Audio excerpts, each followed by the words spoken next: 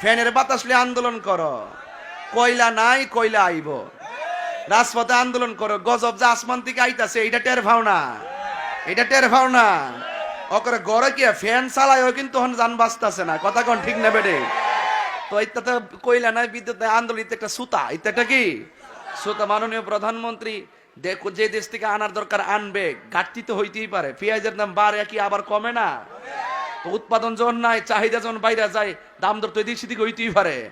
দেশটা তো সবাই মিল্লা আয়েন না, সব মিল্লা 1 লাখ করে টেহা দিয়া দেন, নাহলে 1000 করে টেহা দেন, যায় কন্যা প্রধানমন্ত্রী টেহা দিলাম তারপরে কইলা আনেন, এটার মধ্যে তো আর কেউ নাই, কথা কন ঠিক না বেঠি? সালাপ, এটা রাষ্ট্রীয় ব্যাপার। আমরা 1000বার আন্দোলন করলে যদি রাষ্ট্র যদি ব্যবস্থা না করে, এটা কি আইব? এই গজব যে আসে, একমাত্র এই গজব আমরার কারণে আসে।